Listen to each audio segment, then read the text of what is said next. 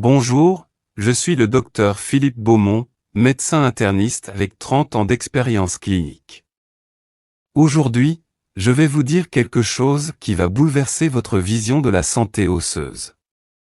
Toute notre vie on nous a dit, buvez du lait pour avoir des os solides. Mangez du fromage.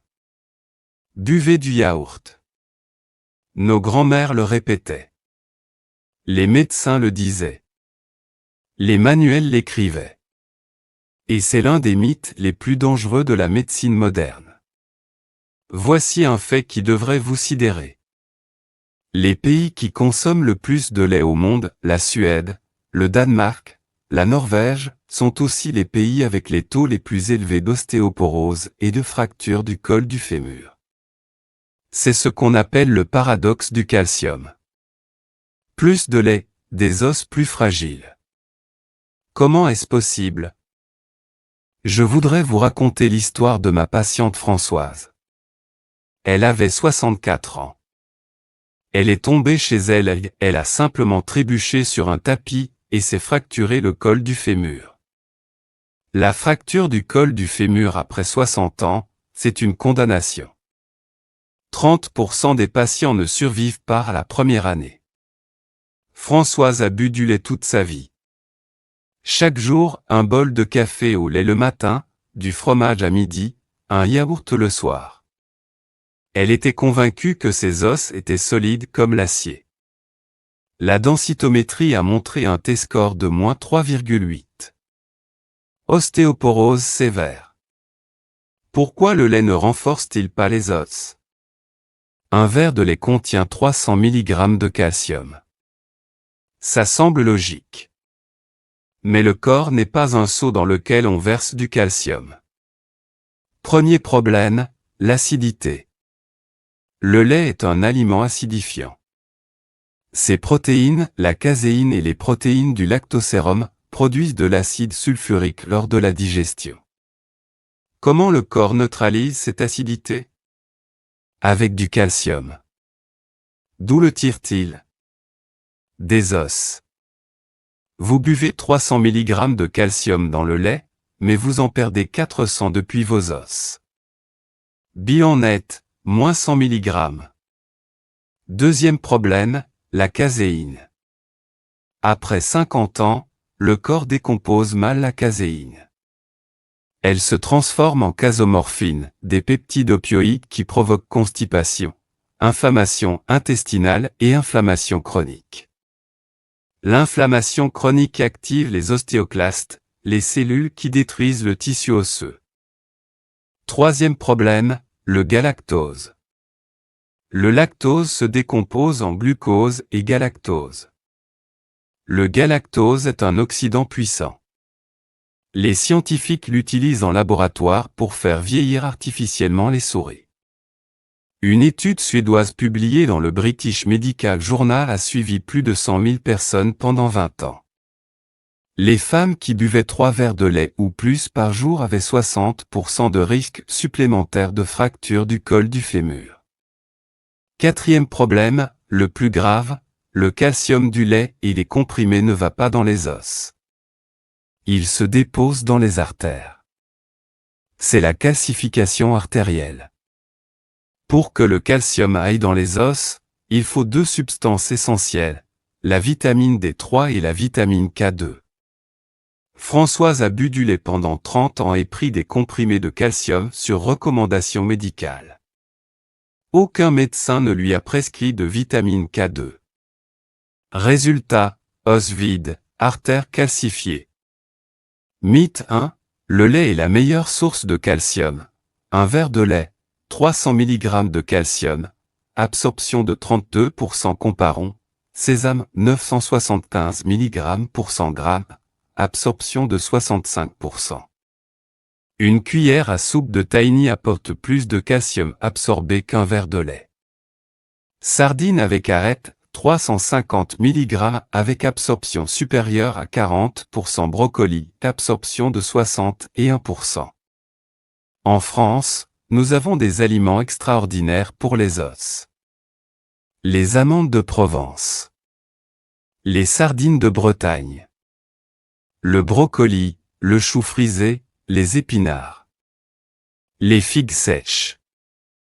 Et en Afrique francophone, le moringa, le gombo, les feuilles de baobab sont d'extraordinaires sources de calcium et de magnésium. Mythe 2, le fromage protège les os. La France est le pays du fromage, c'est notre patrimoine culturel. Mais soyons honnêtes. Le fromage contient du calcium, oui. Mais aussi beaucoup de caséine, de sel et de graisses saturées. Les fromages industriels, les portions individuelles, les fromages fondus n'ont pratiquement aucun bénéfice nutritionnel. Cependant, il y a une exception, les fromages fermentés et affinés. Le Gouda vieux, le comté, le roquefort contiennent de la vitamine K2 produite par les bactéries durant l'affinage. En petite quantité, 30 à 50 grammes, ces fromages peuvent être bénéfiques. Mythe 3. Prenez des comprimés de calcium en prévention. Une étude publiée dans Hâte a analysé les données de plus de 24 000 participants sur 11 ans.